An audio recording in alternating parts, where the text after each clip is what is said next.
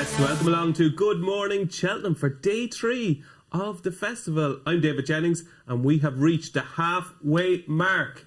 Paul Kealy, how's it going? Half time, 14-0 down. And that's football, not rugby. Absolute horror show. Campron. Right, can we make a substitution here, folks? Can we get a sub? Anybody? Campron absolutely broke my heart again for the second year running yesterday. Rain coming down, just winning. I mean, it's the second year in a row. If it on good ground, he'd have won it by about 10, wouldn't he? Yeah, took a big toe coming to the last, didn't he? Not been He's got over the last, yeah. I mean, he's never been the best of jumpers either, has he? Like, he made a mess of that. He only just got beat on ground that's too soft for him. It probably, I backed him 2 years in a spin. I backed him at 25s for that race, and he's gone off a fair bit shorter. But you know what's going to happen. He's going to go and win a 24-runner race that punches down now at 3-1 or something, isn't he? Like he did last year. Mm-hmm. And how are you feeling, Paul, coming into day 3?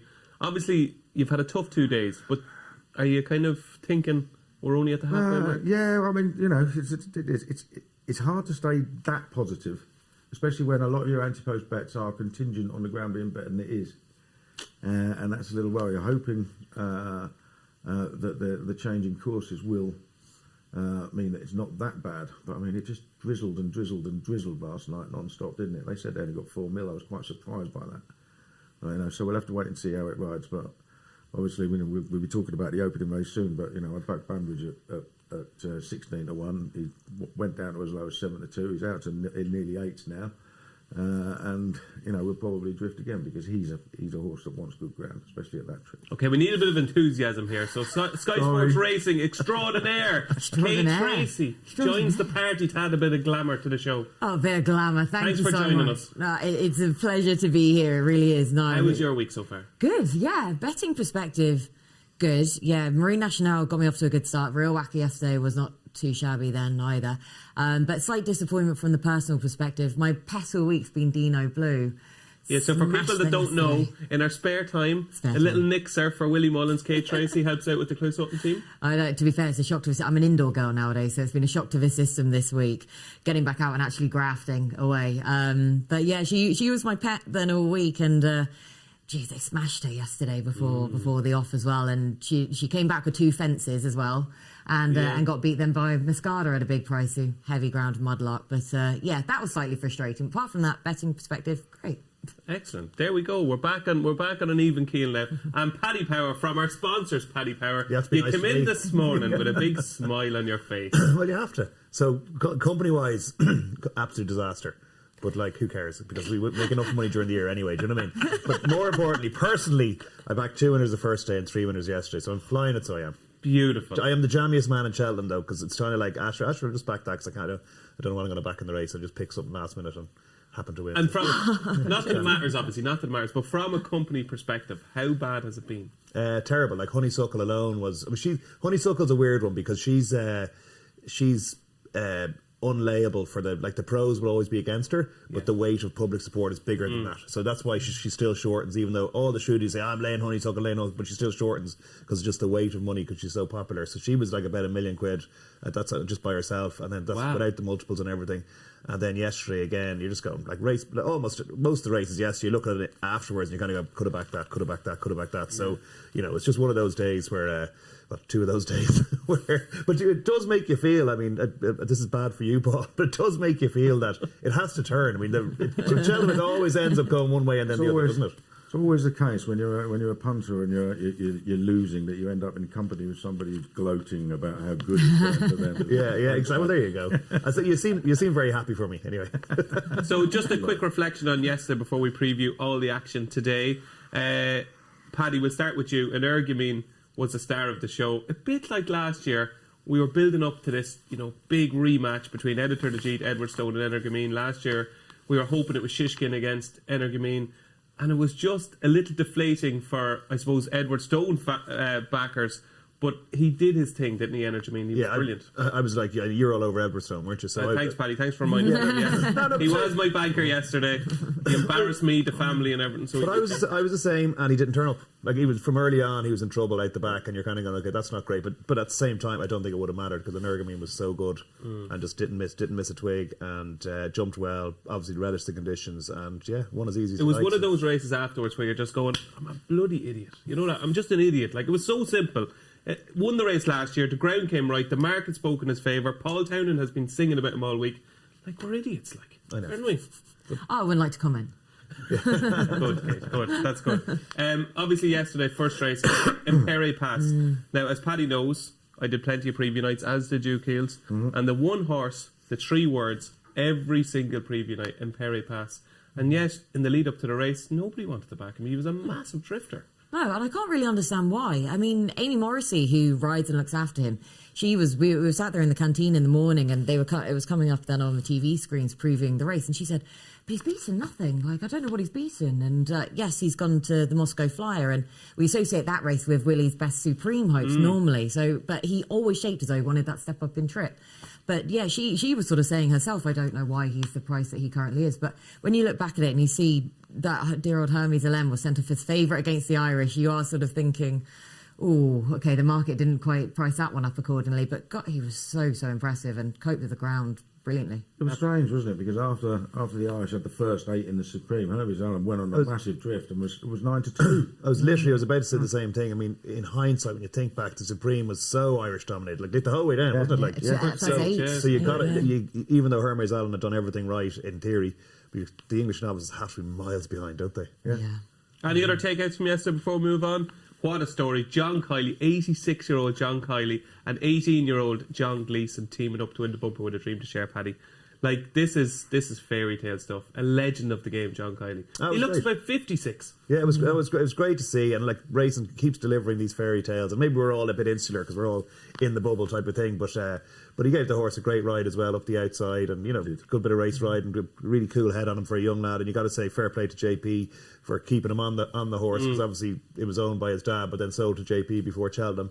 And also, you could as we'd all expect, JP kind of standing back and letting the Gleeson family be fully involved in all the celebrations and everything, which is fantastic to see, because it's a big moment for a young lad like that, and really showed good kahunas to keep everything together and not to lose his cool, Right, Keels, I'm going to put you on the spot now. One horse from yesterday to take out of yesterday. It doesn't have to be a winner. It can be a loser, an unlucky horse.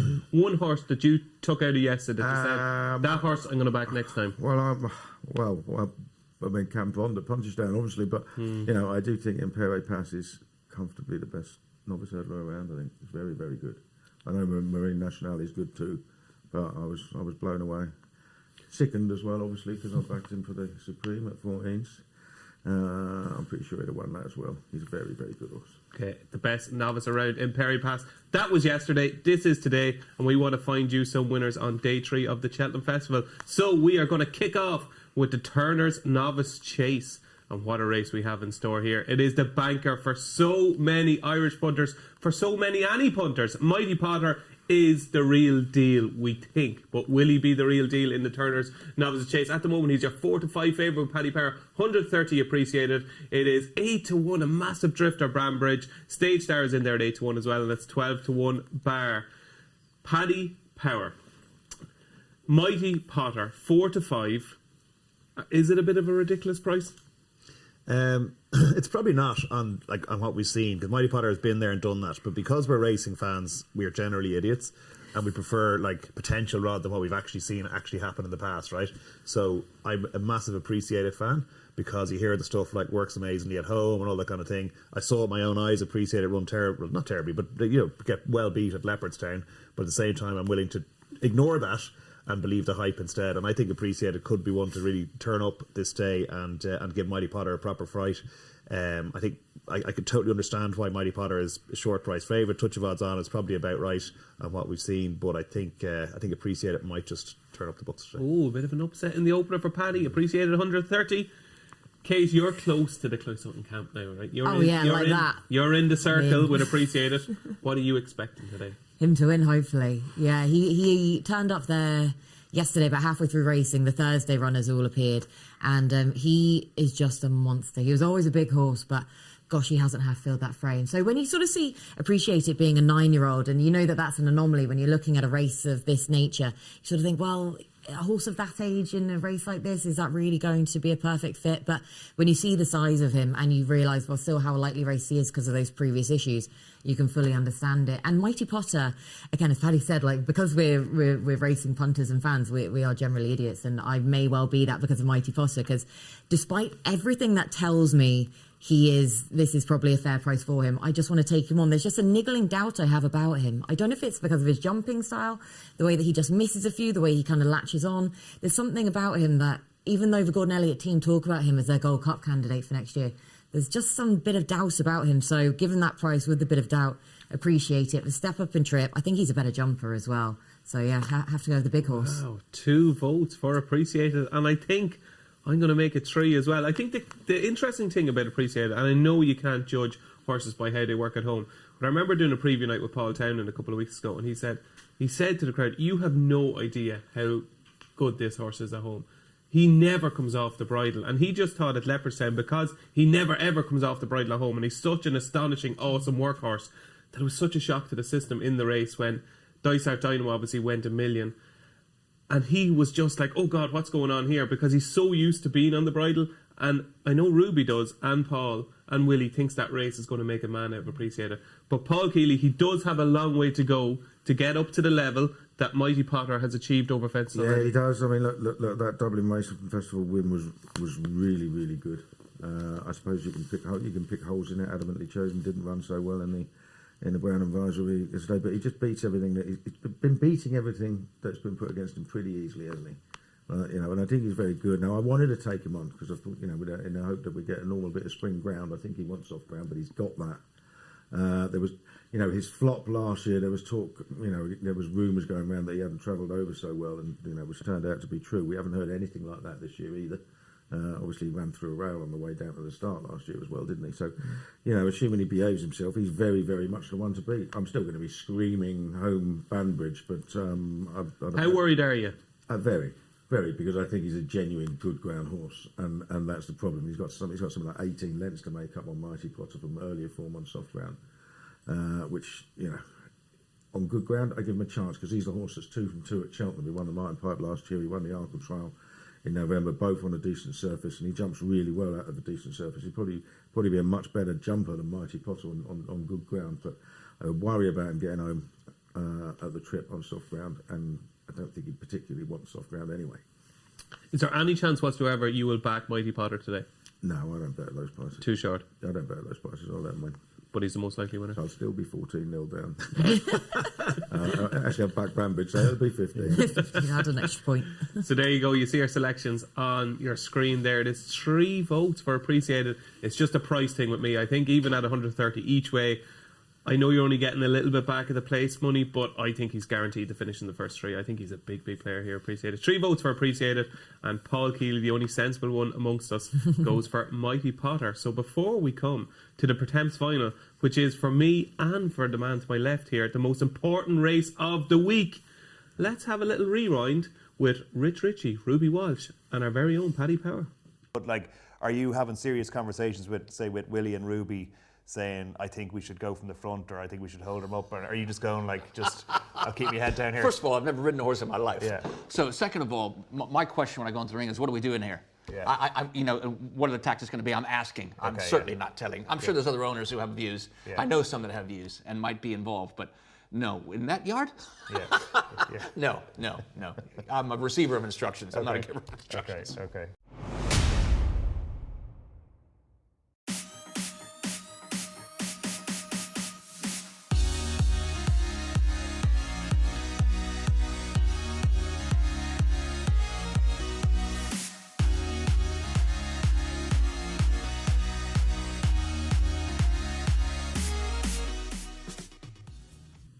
telling Ruby Walsh what to do. Nobody tells Ruby Walsh what to do, as I found out on a quiz recently and got berated for it. You don't tell Ruby what to do, Paddy. That looked like great fun. It was good crack, yeah. Funny, because those things, I mean, like you're sitting there, you're literally watching like some of the big moments or whatever, and he's a bit of mischievous. He basically asked us could he put a few in and not tell Ruby about them. So we snuck a few in where he made a mess of things or whatever, and then sort of Ruby didn't know that was coming up. So that was good fun because they were slagging each other or whatever.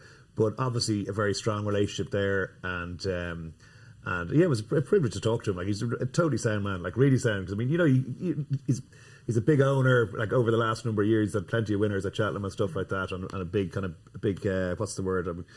Big exuberant kind of owner or whatever. But extravagant, yeah, but totally sound. Brought all the crew out for lunch after a big fancy swanky lunch and everything. He paid the bill and made sure everyone got the pint at last orders and all that kind of stuff. So he loves the crack. Just exactly, and he loved it. He loved chatting to every single person there. There was no airs and grace and no ego. Just a totally sound man. It's great fun. Absolutely, and it was a terrific watch. You can watch that on Paddy Power's social channels. It is the Paddy Power Rewind with Rich Ritchie and Ruby Walsh. Now, it just got serious here at Good Morning Cheltenham. This is important. This is very important. It is the Pertemps final. It's 2:10 on Thursday, and thanks for the help. It's currently Paddy Power's 7-2 favourite. Maxim is a 6-1 shot, 8-1 Good Time Johnny and Walking on Air, and is 11-1 bar. Paul Kealy, we're going head to head.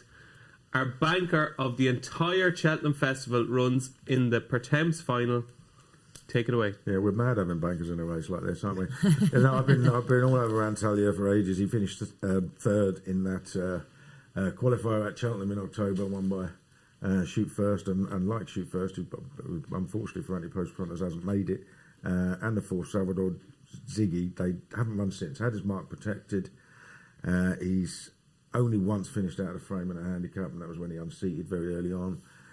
He's seriously consistent, was improving all last year, and you know he's trained by John Joe O'Neill, who's won the race 4 times, and I've been really confident about him for ages. But talk about kick a man when he's down. I have, for the first time in my life, I had the great pleasure of meeting John Joe O'Neill yesterday, and I said, "How's my bank with a meeting?" He said, "He'll hate the ground," which is a bit of a worry. Yeah. And but he has run once on soft ground in the last few runs, and he was second. He was beaten 7 lengths, but it was to Maurice Rock, who was only rated 131, and she won the mare's hurdle afterwards. So I'm not taking it as that much of a negative. So I'm still going to say the horse has got a cracking chance.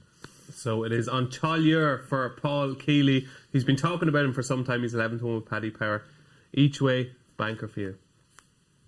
Each way, yeah. Each way, banker, yeah. Okay. Well, similar to Paul Kealy meeting John O'Neill, as many of you will know, Jerry McGrath was on the show yesterday, who obviously is very close to Nicky Henderson's stable. So we're finished the show, and I said, "Jerry, can I have a chat here? I really fancy Walking on Air in the Pertemps final. He's my banker of the week. He's my charity bet at every preview night." And he turned around and he said, "I couldn't have him on my mind." He said, "I don't fancy him at all." The pair of you two getting put away by connections. I was like nearly puking, so I was. Well, Jerry, here's why I think Walking on Air is going to win. People are sick of me talking about this horse, but I think he's the best handicapped horse of the week. He's running off 138. I think they thought he was a Grade 1 horse last year. He went to Aintree for a Grade 1 novice hurdle against Three Stripe Life, and jumped deplorably in the early part of the race. Never really got into it. He's 9-2 for a Grade 1. This season, it's been a gradual progression. He's had back problems. He's had a few issues. They've got him back. He's stepping up in trip. He's a walk in the park, out of refinement. Refinement, of course, was just touched off in the mare's hurdle. He's a half-brother to Meticulous, who won over 3 miles. His other half-brother won over 3 miles as well. I think he's crying out for this trip. I think he's going to be okay on the ground as well. And how he got away with £5 for that effortless Exeter win is a mystery to me. He's run off 138. He is a very well handicapped horse. And I am keeping the faith with Walking on Air. Jerry McGrath, you're watching. I think you're wrong. I think Walking on Air is going to win the Pertemps final, and he's still 9-1 with Paddy Power. So Paul Kealy has made a case for Antalya. I've made my case for Walking on Air. How does this couch feel now? Have we convinced you to back either of those, Kate? Oh, that pedigree analysis was impressive, wasn't it? I've been talking about this horse since 1999. I'll let you in that it was pretty good, yeah. It was very impressive there. You've almost half persuaded me around. I see Paddy nodding off there halfway through. Nice little bedtime story for Paddy. So have we convinced you about either? No, sorry. No. But to be fair, Walking on Air was my second in, but yeah, with the fact the connections... they're grand. Yeah. You're throwing me some scraps there. Thanks. You're welcome, yeah. Take anything. No, I fancy a Roger Fell horse at Cheltenham on soft ground over 3 miles, which is a bit, interesting. Coulter. Are you Graham Rodway in disguise? To be fair, channeling the inner G-Rod is probably a way you don't want to go for now. Coulter, though. I was trying to persuade myself around thinking, am I okay with this? Nick Bradley Racing owns now. This horse is fascinating. Previously trained by Dermot Weld. Got the 2 hurdle wins for Dermot Weld than previously, but picked up by these connections. Went to Musselburgh last time out for a Pertemps qualifier. 40-1 for that. Finished second. Ran a blinder. £4 rise. And at Musselburgh, he just looked like he just wanted a further test of stamina. That's exactly what he's going to get here. We know that flat trainers bizarrely have a decent record in this race, as far as back as last year with Hughie Morrison with third wind, of course. And I wonder if it's just the fact that when these flat trainers get a proper sort of stayer on their hands, that rather than kind of your national hunt trainers, they might have horses that are actually a bit quicker and have that more of a turn of foot, rather than you want obviously a proper stayer than for this race. And I wonder with those kind of flat, predominantly based trainers, whether or not they just sight these horses with that extra bit of stamina and therefore they suit this test that bit better. So yeah, Coulter to me just looked a very fair price. That was impressive. That's pretty interesting. That was impressive. That was Roger Fell's a proper Shrudy as well. He's a proper Shrudy of a trainer. Yeah. So you're going with Kate over me. Anything over you. All right, Paddy. Funny. That's. I'm actually going to keep an eye on Coulter. I hadn't even gone down that far in the race card, to be honest. Keep scrolling. What about us two mugs? I'm with Keels. I think on Tyre. Now, it's part of me feels stupid back on an English horse and a handicap hurdle. Do you know what I mean? Part of me feels stupid back in the same horse as Fulke. No. His luck has to change, you know. I'm not coming back to mine. He's made the case for Antire. I think he's got a decent chance each way, and I would be very happy for John Joe and Junior. The other one I got on my mind is Good Time Johnny for Tony Martin. Very well backed. It's very well backed. Yeah, I'm taking note of that, because this is exactly the type of race that Tony Martin would be great at targeting 1-4. Like, there's not very much there in the P4030, you can say, from his form lines, but obviously this has been a plan for a while. Yeah, big ice catcher, Leopardstown earlier on in the season, the qualifier. The only thing that worries me about Good Time Johnny, who is well handicapped, I spoke to Tony about that horse a couple of times over the last few years, and he didn't think Cheltenham was maybe his track. Maybe he's a better on a flat track. That's what he was telling you, David. That's exactly. And it could have been a plan a few years old, knowing Tony Martin, you know. Yeah. But on Tyre anyway, so I'll probably settle with on Tyre, I think. There we go. We've got 2 votes for Antalier in the Pertemps final. We've got 1 for Coulter, and of course we've got 1 from Walking on Air. At least I can stop talking about Walking on Air at 2:10 today, and never to be mentioned again, those 3 words, Walking on Air. Moving on to one of the feature races of the day. Obviously it's the Stayers Hurdle Day, the Paddy Power Stayers Hurdle Day, but the Ryanair Chase is always a corker, and this year it sees Shishkin, who's currently just a shade of odds on, 10-11 favourite, 5-1 Blue Lord, 11-2 Janadil, and it is 10-1 Bar, including Envoy Allen. Kate, we'll kick off with you here. Shishkin, odds on. Can we trust Shishkin? Yeah, I think so. I think you can, to be fair. I know many people have argued about the bounce factor, and it's not necessarily the bounce factor in the time since that run, because it's 26 days now. Should be absolutely fine. And of course, he had the run prior to that going into it. If he had the massive layoff beforehand, you might have been able to have made that case, I think. But I guess the real factor with the potential of the bounce factor, is just how big a performance that was. But to be honest with you, if he's anywhere near what he was last time out, then he's going to take all the beating. I think he's priced up very fairly, to be honest with you. I think you could make a strong case for him to be shorter than that. So this is sort of one of the lesser opinion races of mine. I just thought Janadil finished second again. Either play the forecast. He's still available, in my opinion, at an each way price anyway, Janadil. So previously with the non-runner money back concessions, he was sort of a bit of a given, because at least he was a horse where you knew he was going to be running here. Of course, now that we've got the full lineup, that has been, he again is priced up accordingly. But last time out, that was a really likeable win. No fluke about that for me at Goran anyway. And that's just going to tee him up perfectly to probably do second best behind Shishkin, to be honest. There we go. A lovely forecast for Kate Tracey. The Shishkin to beat Janadil. Right, Paddy, you're in the best form of us here, okay? Are you going to get stuck into Shishkin? I'm just looking at it. I mean, Shishkin is the most obvious winner. I'm flicking down through them, kind of going, I'm going to side with Shishkin, but I'm just flicking down through them, saying couldn't really back Blue Lord after the last day. Janadil 100% will be second, or so best case scenario would be second, like picking up the pieces behind Allaho. Envoy Allen is one. Got to have on your mind, potentially each way. Especially with the Bromhead stable. They're going to be the best horse ever, and then suddenly wasn't. But you know, the stable are going really well. And outside of that, you're kind of struggling. Fury Road, couldn't see it over the trip. So you're kind of struggling outside of that. So I think Shishkin, the more you think about it, the more 10 to 11 might be a price. Because you probably, in my head, you've got maybe 1-2 dangers. That's it. And that's not many dangers. No, it's not. No, so it is Shishkin for Paddy Power at 10 to 11. Right, Keels, I'm going to quote you here now. Go on. Shishkin should be as short as Constitution Hill. Well, unfortunately, it should be. It just You're depends, sticking with it? it? Just depends on where he's got. Oh, listen, this is the one really, really good anti-post position I've got. If it's 16-0 at the time, I'm going to make sure I watch this on the ground floor. I've got Shishkin at 6s. I've got Envoy Allen at 33s. Shishkin just wins if that race hasn't left its mark. Now, there's been loads of rumours in the run-up to, it hasn't been plain sailing for him, etc. We had Jerry on here yesterday. I asked him afterwards. He said, all rubbish. He said he's flying. So hopefully he'll get the business done. He's miles better than them. I do like the chances of Envoy Allen finishing in the frame. He's obviously a two-time winner. He may have been second in the Cheltenham Chase last year if he hadn't belted the second last. And he's not a two-miler anyway. And, just rule out whatever happened to him at Kempton. That was just all wrong, his form. The stable. Seriously well backed for the King George, wasn't he? Yeah, he was seriously well backed. But, I mean, Henry Bobby's stable was going terrible at the time, wasn't it? He's just suddenly come back to form, hasn't he? So I think he'll be there. And as we said, I was told that Janadil was as fat as a bull last time. So he's expected to come on tons. But Shishkin and Envoy Allen, if I don't get something out of this, I'm in proper trouble. Why is Shishkin 10 to 11? Well, I suppose, if he hadn't run in the Champion Chase last year and then got beaten, let's say just his winning run was continuing, right, he'd literally be 3s on, wouldn't he? Right, now, he's obviously had those 2 blips. But the form he showed last time was right up there with the best form he's ever shown. Second and it's best miles better. Yeah, according to Racing Bulls rates. It's miles better than anything any of those have ever done or ever will do. And it's just a case. If he's that horse, he wins. I agree. I think if the real Shishkin turns up, he wins. The one thing I will say, I think the only horse that can put it up to him is Blue Lord. Blue Lord is a very good horse. I don't think things went according to plan at all last time at Leopardstown. Gentleman to me got into a good rhythm, and I didn't think Paul was ever happy on Blue Lord. He's only ever been beaten twice over fences, last year's Arkle and against Gentleman to me. He's a winning machine, and he's not as good as Shishkin, but I do think he's vastly superior to the rest. So I'd be very much Blue Lord each way here against Shishkin, who's going to be extremely hard to beat. So we have 3 votes for Shishkin, and it is Blue Lord each way for me in the Ryanair. Moving on to the big one. It is, of course, the Paddy Power Stayers Hurdle. And before you hear what we have to say, let's hear what Ruby Walsh has to say.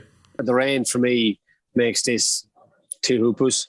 I think this is a huge day for Davy Russell in his comeback. I think these are his best chances, Mighty Potter and Tehupu. And I think the rain, he's just a better horse on soft ground. And the more rain that falls, the better his chance is going to be. Jazzy Matty's already won for Gardinelli. You know his horses are in good form. He hasn't had one run really bad yet, I don't think. So, I am with Tehupu, PK. I was given home by a lead a chance most of the year, but unless it dries up considerably, and I can't see that happening, I am with Tehupu. So, Paddy, your main man, your biggest wage bill, Ruby Walsh, fancies Tehupu because the ground has come right for him. Is Ruby right? Well, the market would suggest he might be, but I don't think he is. I think Tehupu is just... I don't mean to be disrespectful to the horse, but I just don't feel like Tehupu is a class of a Grade 1 Stayers Hurdle winner, which may be completely wrong. Blazing Cal was favourite the whole way along for Charles Burns. He's a little bit easier to back now than he was when he was 9-4 favourite, not having run for about 25 years. But it's funny, that's the Charles Burns effect. And they had Biker that was just touched off on Tuesday, so obviously stable in form and all that. Although the one from the Pertemps is a non-runner today. But Flooring Porter's won 2 of these and has probably been disrespected, but has had an interrupted preparation, shall we say. Things haven't gone to plan for him so far. But I'm kind of siding with Home by the Lee here. I think it's an underrated, improving horse, improving all the time, stays forever. Joseph O'Brien, he hasn't had much of a squeak yet this week, but I just think Home by the Lee might be a bit of value at about 13 to 2, 7 to 1. I think possibly an each way bet will definitely stay all day, and so I think we'll be involved in the finish one way or the other. Something could be classier, like maybe Blazing Cal will be too classy for them all or whatever, but I think Flooring Porter will put up a show, I'm sure. But I just think Home by the Lee will be staying on him and could just get there. So Paddy Power fancies Home by the Lee. Johnny Deneen from our own up in the ante fancies Home by the Lee. Kate Tracey fancies Home by the Lee. Yeah, going again. And as Paddy says, like Joseph O'Brien, he has had a pretty quiet week so far. High Definition, A Wave of the Sea didn't really go much of a yard there yesterday. This is either. big day though, isn't it? Banbridge. Yeah. And Oh yeah, Home exactly. by These the are the two. These are the two to be watching out for. But yeah, Home by the Lee. I just don't understand what more this horse has to do to be vying for favouritism. He's beaten the dual defending champion twice already this year. He proved that the Christmas Hurdle win was no fluke at Navan then last time out. And I just think it shows how much of an improved horse he is, because beforehand we knew he was a bit of a lethargic type, is probably the kind way to say it, and he'd get behind the bridle and JJ Savin would always have to give him a bit of a boot. But I think he caught JJ by surprise last time out, because again he looked as though he was going to come behind the bridle, and then JJ just gave him, just sort of a slap down the neck, and he took off with him and he got to the front sooner than ideal probably. And I think that was just echoes of how much of an improved horse he is. Rather than the 6th he finished in the race last year, only beaten 7 lengths anyway, wasn't beaten far. But he's a Fame and Glory, and my good friend Andrew Mount has told me that if you back every 8-year-old Fame and Glory, you're in profit. So they just get better and better with age because they are not Who ideal. did that? I mean, imagine actually going down to look that up and just see. Oh, yeah. Do you want to go for a pint? No. Sorry, No. Just do a bit on Fame and Glory 8-year-olds here.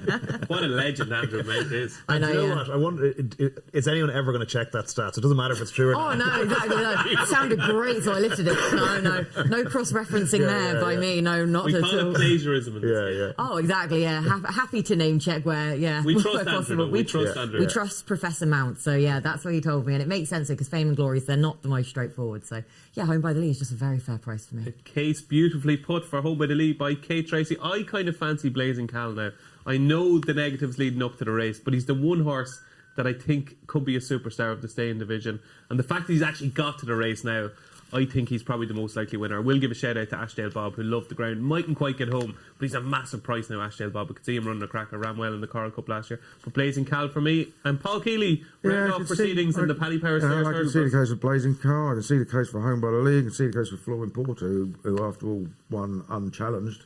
The 2 Stayers hurdles that he's won, and he doesn't tend to win until he comes here because he was winless last season. But if Tiapu is 5 to 2, why is Classical Dream 15 to 2? There was a neck between them in the Hatton's Grace, both ahead of Honeysuckle. He was as short as 6 to 4 for the Stayers hurdle last year after beating Flooring Porter at Leopardstown, but then he ran into Galmoy and blew out at odds on. But he didn't run there. His record fresh is impeccable. He runs so well after a break. If you rule out that strange season he had after his Supreme Novices win, where he just wasn't right, and then he ran twice and got beat at odds on, then every other time he's run, almost career best every time he's come in off a break. I just can't see the difference in price. Just don't understand it at all. So yeah, Classical Dream for me. Nice. You seem a bit annoyed there about the price. There's a bit of venom in your voice. I think it's a bit of an insult. I don't get it. Okay. Fair enough. I mean, Tiapu became favourite on the strength of his 3-mile win last time. But I mean, there isn't a horse in the race that couldn't have done what he did there. You know what I mean? It wasn't a race, was it? So I don't get the difference in price between the two. We'll probably find out why. Finish? 18-0. Finish, yeah. There we go. Keeping the score anyway. Yeah. I thought you were going to jump out of the chair and leave there. It's an utter disgrace Classical Dream with such a big price. It is Classical Dream for Paul Kealy in the Paddy Power Stayers hurdle. It is Blazing Cal for me, and it is Home by the Lee for Paddy Power and Kate Tracey. Before we move on, Paddy, sponsorship of this race, right? Okay. Like, what a cracking race. Like, do you know what I mean? Like, the Stayers hurdle, to have, as I wrote in today's paper, it's almost like a Barracuda English Streaver type of feel to the Stayers hurdle, isn't it? Yeah, it's a good open race. I got a deep field, and and we've been lucky as well. I mean, it was great crack last year on the podium with the Floor and Porters, about 600 people in the syndicate, and I remember the Cheltenham people saying, "Lads, we have another race to have after this. Would you mind getting out? Got to get them out of the winners' enclosure." So I mean, it since we've been involved in the sponsorship of it, he's won twice, obviously, but it's been good racing, and it's been also great connections to win it. You know what I mean? It's been a good kind of atmosphere. Like the lads really appreciate it, you know. So yeah, it's a great race to be involved in. And funny, like you said, it used to be the Thursday was like the day you'd be going, the Stayers was maybe because Big Bucks with 10s on or whatever. That I suppose you're never that sure. But anyway, Big Bucks is winning it every year. But it's become much more competitive now, and I think it's a cracking renewal. Yeah, absolutely. And a shout out to Gavin Cromwell as well. I don't think he gets the recognition he deserves for Flooring Porter. Like, to turn this horse from a 100-rated handicapper into a dual Stayers hurdle winner, as I said, he's like turning John Smith into John Barnes. It's an unbelievable achievement by Gavin Cromwell for Flooring Porter. Moving on to the Magners Plate. It is the big handicap on day 3 of the Cheltenham Festival. It's at 4:10, and currently So Scottish is your 9-2 favourite for the super shrewd Emmett Mullins, recently bought by JP McManus and ridden by Mark Walsh. Hot on Colours, the big overnight mover, mainly thanks to our very own Mr. Pricewise, Tom Siegel, 11-2. Midnight River, a big fancy for Dan Skelton, who's already on the scoreboard, is next in the market. Paul Kealy. Now this is it, I think. This is your race. I think this is where you're going to come from. I hope so. This is seriously competitive race this year, isn't it? You can see the case for So Scottish being favourite. But he was penalised enough for finishing second at Boot Hill, with what Boot Hill did afterwards. Like, because they originally put Boot Hill up 7, and So Scottish is up 8. 2 miles though. 2 miles. Yeah, he's going to be better in it. But I don't see what's wrong with Il Ridoto. I just think he's progressed with every run this season, and he was fully in command from a long way out in the race on Trials Day. And him and the Fugitive were 15 lengths clear of the rest, and he only went up £8. I think that's fair enough. He's running off a mark at the mid 140s. He could be coming back for the Ryanair next season. He's only a 6-year-old. I think he's still pretty well handicapped. I know Paul Nicholls hasn't had a great week so far. Time White was a bit of a disaster yesterday, wasn't he? Looked like he was going to win the Grand Annual.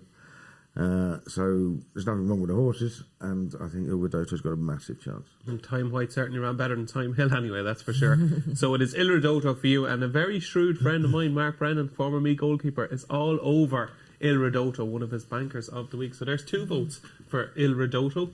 Kate, what do you like in the Magners Plate? Yeah, make it 3. Whoa! Yeah, I didn't know that was coming. Yeah, to be fair, no, Il Ridoto. I think it's the first. You want to change your mind now? No. Well, I was quickly trying to. The cogs weren't working quick enough. First British horse I think I've sided with all week. To be fair, yeah, I mean, So Scottish. If JP hasn't been splashing the cash, has he, going into this? I was going to put all of his purchases in an ACCA at one stage, but I was interested. Obviously, Mark Walsh then taking the ride here, but I was wondering if they might have still have been tempted to have claimed off him with Michael O'Sullivan again, but they haven't. And like Kealy said, that's just sort of thrown it for me again, because he has just been penalised enough, I think, for that second last time out. So yeah, Il Ridoto, hugely progressive. He was 13 lengths quicker than his stablemate Stage Star from over the same course and distance from the Cheltenham meeting last time out, in comparison to the Novices Handicap Chase, that Stage Star one. So he really took to the cheap pieces, course and distance form, massively progressive, headgear on again, and still mileage in this mark despite the £8 rise for me. So yeah, hopefully Paul Nicholls can get one on the board. Beat that, Paddy Power. So I've approached this very lazily, and I'll start what I'm going to say by saying that, there's some stat that I obviously didn't check either, but last year about all the handicap chases at Cheltenham, there was only 1 Irish horse in the first 4 or 5, and all of them, or whatever, 2 Irish horses, something like that. So you should be back in the English horses in the handicap chases. But I'm going to tip up 2 Irish horses. So Scottish is the one I've kind of come down on just for the whole Emmett Mullins plan it out. I've done it before in this race, and kind of as obviously laid out, this has been the plan for quite a while. And So Scottish has got there, and ground conditions, everything looks to be okay from the trip. Will probably improve. So I think So Scottish is a very likely winner. But I just want to mention the John McConnell horse, who has improved massively since he went to the stable. It's called Seddon, number 13. It's a 25-1 shot. It's won around Cheltenham. It's since it's moved table, it's been always in the mix, and it's fast improving. So I think Seddon is one with a squeak each way, but So Scottish is the one I'm going to. And as you will know, Paddy, because you've been watching the show all week, as you will know, Seddon was put up by Paul Kealy on day 1 of Good Morning. It was, yeah. I think he's got a chance. Yeah, and we bumped into the owners on on Monday night. You didn't just bump into I would say them. bumping into them is quite a vague way of saying it. Yeah, you didn't just quite bump into them. You drank all night with them. Oh, well, I said, well, do you want a drink? And I only need to be asked once, don't I? Yeah. No, we had a good night. We had good fun. Like, they begged me not to tip it because it was because I'm a jinx, apparently. Which, in fairness, The racing coach, brand your tipster, is there a jinx? In fairness, they're not far wrong. I am a bit of a jinx. And you've got some news? Yes, I have some news, unfortunately. Breaking news, Banbridge is out of the Turners Novice Chase. The ground just didn't come right in time for Banbridge. Out of the Turners. Can I ask one question? Were you on non-run or no bet? I was going to say. Nope. Oh, I was going to say it was going to be your first I'm connect. 15-0 down after 14 races now. Oh, wow. 15-0 down. Oh, Keels, it's going to turn. It's going to turn. Hopefully not with Antalya, but it is going to turn. So that is your Magners plate. As you can see the selections on the screen, I'm with Paddy here. I think So Scottish of 143 is still well handicapped, stepping up in trip. This has been the aim all year. Emmett Mullins is genius. He won the race with the shunter. I think he's going to win it again with So Scottish. That is the 410. It is the Magners plate. Moving on to our second last race on the card. It's a 450. It is the Jack de Bromhead Mares Novice Hurdle, and hopefully, fingers crossed, we'll all say a prayer that this can go to the de Bromhead stable, because what a story it will be. Fantastic scenes in the winner's enclosure after the Mares Hurdle on Tuesday with Honeysuckle. Racing just wrapped their arms around the de Bromhead family and give them the biggest hug ever, and I think we'll do the same here if Henry does happen to win the Jack de Bromhead Mares Novice Hurdle. And he's got 5 runners in the race. His best chance looks to be with Magical Zoe. Can the de Bromhead team do it, Kate Tracey? Oh, I'd love to see it. This is one of those moments where you just look sort of beyond what our job is. If that guy, after Moscada even yesterday, obviously my own personal disappointment, but if anyone was going to be Dino Blow, I was over the moon that it was a de Bromhead team anyway. But yeah, again, for Magical Zoe, she could be anything still, couldn't she, at this stage? She's hugely talented, and she's a very fair price as well, but she obviously does need to improve on what she has shown so far. And unfortunately, I'm going to be very unoriginal and going with Lucia here. It's fine. You're right. Yeah, trying to put sentiment to one side for a second and siding with Lucia to wave the little Union Jack for us again there. Thanks, Nikki Henderson, for that. But I the only slight concern is she hasn't jumped these type of hurdles yet. She's only jumped the new sort of padded hurdles, Newbury and Exeter, then so far. So this might just be a slightly different test for her, because jumping wouldn't be her forte. But I wonder with these, if they do tend to respect the padded hurdles more so than these kind of more natural hurdles. So that is a slight concern for her. But honestly, the fact she was being considered for the Supreme, she has a £5 penalty. A few of the other mares in here do as well, including Magical Zoe anyway. So she does have to carry that. But honestly, I know she hasn't beaten much, but gosh, she's been impressive, hasn't she, so far? So unfortunately, I have to be unoriginal, Lucia. Absolutely. I think this is one of these races where you have to believe your eyes, I think. I think the ground has come right for Lucia. I know it's a big field and her jumping is a little bit of a worry, but she is exceptional. I think 13-8 is not a bad price. I think she'll win. Paddy? I've actually gone for a lot of joy. Rather than believe my eyes, I'm going to believe the hype instead. Believe your ears. Yeah, because you were there. So we had that preview with when Ruby was there, and just when he was talking about a lot of joy, like a nap of the day Thursday, like literally straight away, straight in with it. Tony Mullins the same. Obviously must be doing something right at home where they're all very impressed with it, but I just thought he had a bit of a twinkle in his eye that day. So based on what we've seen so far, like with their eyes, as you said, Lucia is the most likely winner. But I just think there might be something a little bit special about a lot of joy that we haven't seen just yet. Yeah, and very well backed. Obviously, Ashrow Diamond doesn't run, wasn't declared at the 48-hour stage. A lot of joy into 9-2, was 6-1 24 hours ago. A lot of joy now, and 9-2 shot Keels. Are you taking on Lucia? Yeah, I am. Yeah. But look, she's the most talented. I'm pretty sure she is the most talented. We know what we've seen, but 13-8 favourite about a shaky jumper in a 21 runner field when she's so talented, though, rough. Yeah, but this is very often a rough race, and she seems to have to take an extra step to put herself right at every hurdle, and if she does that, she could be knocked sideways by one or two. I think it's a big ask for her. I really do. So, and I think Henry might do it, but I think he might do it with Foxy Girl. I thought she was really impressive. She went from the front. She's going to be out of trouble. I thought she was really impressive when she won last time on RPR. She's not far off. She's right up there on that one. I know she hasn't been properly tested, but I just like the way she went about her race, and I think she's got a big shout. Okay, there you go, Foxy Girl for Paul Kealy in the Jack de Bromhead Mares Novice Hurdle, and being very well back, Keels, very well back into 8-1. Was a much bigger price yesterday. I got 20s. Did you? We love a good after-timer. That's what it is. Beautiful. Might as well boast about it now. Because it won't be winning. So that's the thing. You got to boast about those big prices. That is the penultimate race on Thursday at 4:50. Moving on to the finale. It is the Muir. It's one of those races. If they got rid of it, I wouldn't really mind. But come 5:30 today, I'll be dying to back the winner of it. It's a wide open affair. Currently, Stumptown has been very, very short in the market all along. Keels is still favourite, but it's the same price now as he was last week. Is he the likely winner? I think it's not like he's going to get any shorter, is he? Because he's just been at that head of the market for so long.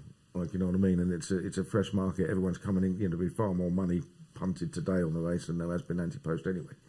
I think he's the one to beat. I mean, he put in some really good leaps at Sandown when he won last time, didn't he? Like, and he's one of those that's on a roll for Gavin Cromwell, and when he gets them on a roll, they just keep on improving, don't they? So he's the one to beat. I quite like a bigger price Beauport for Nigel Twiston-Davies. Beauport for Nigel Twiston-Davies. Beat Miller's Bank first time up over fences at Carlisle.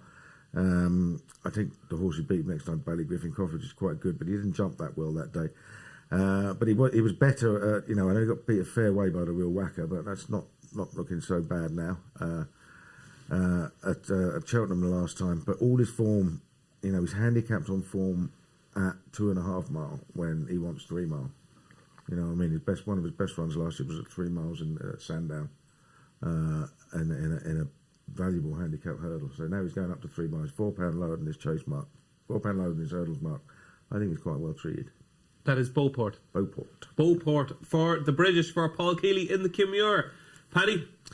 So, if you'd asked me last week, I would have said I'm definitely going to be tipping up Stumptown here, but I've done a bit of a U-turn. Stumptown, the reason why 6-year-old improving, young horse getting better and better.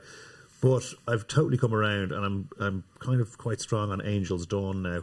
The curling horse. It's just a real progressive horse. I think unseated rider last time, 2 out at Punchestown, and maybe was going to win, but certainly was going to be involved. I'd kind of moved through the field from the back quite stylishly during that race. I thought sort of eye-catchingly for me, and I'd won the previous time and second before that. So in decent form, bar the unseat. And I think was travelling really well. Yeah, travelling well. So I think Angel's Dawn is one that's going to have a massive chance today. Good, it's each way price as well, 52, 8 to 1 or thereabouts. So absolutely, Derek O'Connor initially booked for Angel's Dawn. Obviously rides for JP McManus now that he is a runner in the race. But I said Derek wouldn't mind a spin on Angel's Dawn. He's got a cracking chance. Kate, the Muir. Dunboyne. A horse I had originally cited for the Ultima prior to this week. Obviously, he didn't take that engagement after he had ticked however many trem boxes for me for that particular race. I'm going to take it as a vote of confidence that he's been cited to the Muir instead. And this horse, he isn't the most predictable, but he ran a mighty race to finish second. Only a short head second behind carefully selected in the Tyestes last time out. And he relished for step up and trip on that occasion. Now, he does have to defy an £8 prize for that. Pretty harsh with the Irish tax that's been put on him, but he's got the perfect booking of Jamie Codd on his back, and hopefully now if he's found his niche again, then Dunboyne should have far more to offer over these extended trips. As I say, he isn't the most straightforward or the most predictable, but he does have an awful lot of ability, and hopefully that run in the Tyestes will just set him up perfectly for this. And if you buy today's Racing Post or watch maybe In the Know last night, you will know that our very own Tom Siegel is very, very, very sweet on Dunboyne in the Muir. It's his banker of the day as well. Is it really? It is. Again, I actually you didn't look so excited there when I told you. I know, I'm delighted with that, to be fair. Not that I haven't been keeping up to date with everything, but I'm delighted. So you have the paper, you just haven't read it yet? This is yesterday's paper. To break down the fourth wall, this is just for show. There we go. Sorry about that. I didn't mean to expose you there. Sorry it's kind of no. I mean, I've got noted down. Well, I'm about to. This is about to descend into farce because I'm reluctantly going to tip Mr. Incredible here. Paddy, you know Mr. Incredible as well. Mr. Incredible is incredible in every sense of the word, because I'd advise you to go back and watch Tremor last year, where Mr. Incredible just said, I've enough here, I want to go home. Mid-race, just stopped. Just literally stopped. And it's like me when I go for a run in the evenings. Just didn't want to go any further. But he's in the Mullins camp now. Patrick does a lot of his training. He's been bought by Paul Byrne. Patrick rides. He looked like a different horse, I thought, at Warwick. He just looked like he was enjoying it more. Brian Hayes gave him a fantastic ride. He finished out his race as well, which I loved. And if he gets it into that stupid head of his, that he's actually on a going day today, if he gets out of the right side of the stable instead of the left side of the stable, I think he's got a massive chance here, Mr. Incredible. I think he is the most talented horse in the race. He's got the ceiling rating of 145. And God help me, I'm going to back and tip Mr. Incredible in the Kim Muir. I need help, don't I? You definitely do. Yeah, Mr. Incredible for me. If he starts, hopefully he'll set off anyway, and hopefully he'll continue and doesn't just sulk mid-race. There are our Kim Muir selections on the right-hand side of your screen. It's Mr. Incredible for me, it's Beauport for Paul Kealy, it's Dunboyne for Kate Tracey, and it is Angel's Dawn, a very confident vote for Paddy Power. We got there. That is the 7 races on day 3 of the Cheltenham Festival. Before we get to our charity bets, we've got a members club offer. Are you a member of the Racing Post Members Club? There's still 50% off the first 3 months. Unbelievably, you've got to join. Look at that. Read the Racing Post newspaper from 9 p.m. the night before. Award-winning journalism from the likes of Chris Cook, Lee Mottershead, Peter Thomas, Richard Forrestal. You get tips from Paul Kealy, all his sizzlers. You get price-wise Tom Siegel and everything else that goes with it. So 50% off the first 3 months. Join the Racing Post Members Club. And we've got over 200 quid worth of free bets as well. So go to our racingpost.com/free bets to see if you can win over 200 quid worth of free bets. So it's charity bet time. We got one up yesterday, Jerry McGrath. Imperi Pass, a nice 175 quid going to his chosen charity. So Paddy, we're going to start with you here, okay? Thanks very much, first of all, for the free bets, for a great cause. You're very, very generous, Paddy. I know it does come out of your own pocket. Yeah, of course. All to do with me, all my hard work. Yeah, so what are you going to throw away your money on today? I am going to go with the very last race, Angel's Dawn. Angel's Dawn. We're waiting until the finale, to the Kim Muir at 5:30 for Angel's Dawn for Paddy Power. Kate Tracey. Home by the Lee, Stayers Hurdle. Home by the lead for Kate. I think we're going against each other. Antalya. Antalya for Paul Kealy. And of course, it has to be Walking on Air for me in the Pertemps final. So we've got 2 going at 210 on Antalya against. And we have to find out which charities we're actually aiming for as well. Mine is Pieta House, so hopefully I'll have 500 quid going to Pieta House for Walking on Air. Your charity, Keels? Great Ormond Street. Paddy? Injured Jockeys Fund. And Kate? Racing Welfare. Racing Welfare for Kate. So hopefully we've got a few decent charity bets for you. We'll put them up on the screen there, so if you want to see them again, you can't do Lucky 15 because we've got 2 in the same race, but you can do a Trixie maybe, and they can pick which one of ours they fancy anyway, Keels. Yeah, there you go. That is our charity bets for day 3 of the Cheltenham Festival. So plans for the day then, Paddy? You're a busy boy now. You're entertaining today. Yeah, it's very busy. I have to sit in a hospitality box overlooking the finish line and drink wine all day and probably talk rubbish to people, but that's fine, yeah. Someone's got to do it, David, you know? Yeah. Big day though. Obviously, it's a great sponsorship day. I'd say you're looking forward to it. I'm looking forward to it. Yeah, today's a great day. It is the Hatton's Grace box we're in today, which is a cracker, and it is a great spot. We've got a good old crew of people coming, and it'll be a bit of fun. My mum and dad will be there and everything, so it'll be a bit of crack. None of us have been invited yet, Paddy. Just check your phone. The invite's probably coming in soon. Yeah, the invite's in the post. Check the junk box, yeah. The invite's in the post at home in Ireland, I'd say. Yeah. Kate, now, God only knows what you're doing today. You could be on television, you could be entertaining, you could be riding out horses, you could be leading up horses. What's the plan for today? Guinness Village today. Oh, are you leading up anything today? No, I've got a day off of leading up today, to be fair. I'm back on it tomorrow. Okay, what have you got tomorrow? I don't know yet what I'm leading up tomorrow. Okay. Back in here tomorrow morning, and then whatever I get chucked at tomorrow to lead up. But no, today I've actually got a day off, so I don't really know what to do with myself. Okay, I'm sure you'll find something. Oh, I'm sure I will. Keels, yesterday was your day of pleasure. Today you're a working man. You're in beside me in the press room. What Paddy was doing, is going to be doing today. I was doing that all day yesterday up with Max McNeil. Who's got a big chance with 3-card brag on Friday, hopefully. Very short. It's 3-1 shot now. Yeah, it was a cracking day yesterday. Thoroughly enjoyed it. It's why I've got a bit of a deeper voice and can't speak very well. But that's all Max's fault. Sore head? And a sore head, yes, and various other sore bits too. Yeah. Okay, there we go. Well, I've got to behave myself now. I don't know what to make of that, to be honest with you. Paddy, you're not back with us tomorrow, so I'm going to put you on the spot here. The Gold Cup. What do you fancy? I'm actually coming around to Aplutard because Henry's horses are back in form. I know it's a big jump, a big leap of faith, but his horses are back in form. Paul made the point earlier that before Christmas everything was going pear shaped for them, and just the way he won the race last year. If you just look back at that again, you go, oh yeah. When you walked out of here last year, there's no way you're thinking that horse is going to be odds against. Unbelievable, yeah, 8-1 champion, yeah. So I think Aptly Tar are going to keep the faith. Absolutely. As I always say in the last couple of days, he's the forgotten horse that nobody has forgotten. Yeah. Aptly Tar in the Gold Cup. Don't give away your fancy, but do you think Galloping the Champs is the one to beat? Oh yeah, for one to beat, for sure. Okay. Yeah. Not But you necessarily fancy something selection. else? I do, bigger price, yeah. Come back tomorrow to find out Kate Tracy's fancy in the Gold Cup. It's a hell of a Gold Cup, isn't it, Keels? It's a cracking Gold Cup. We've got a solid favourite that everyone wants to shoot at, but there are lots of young horses there coming in off career best seasons. So yeah, it's fascinating. That is tomorrow. You're going to have to come back at 8:30 to hear everything about the Gold Cup and the final day of the Cheltenham Festival. All that's left to do now is wish Paul Kealy good luck with Antalier. Hopefully Walking on Air will destroy him, but may the best man win. Walking on Air v Antalier. Will we do an L match bet? I'm Okay. so deep in, Dave. I don't need any more, to be honest. Okay. Well, I'll tell you what, right? Another lifetime supply of Guinness, because you already owe me that, and you've only ever bought me one pint. I'll tell you what, I'll give you 2 lifetime supply of Guinness, okay? Because I think you've more than one life. Okay, if Walking on Air finishes in front of Antalier, you have to buy me dinner tonight, okay? Okay. And vice versa, okay? That is the Pertemps final. But that is day 3 of the Cheltenham Festival. It is Paddy Power Stayers Hurdle Day. It's going to be a cracker. My thanks to Paddy Power, to Kate Tracy, to Paul Kealy. I've been David Jennings, and thanks for watching. Good morning, Cheltenham.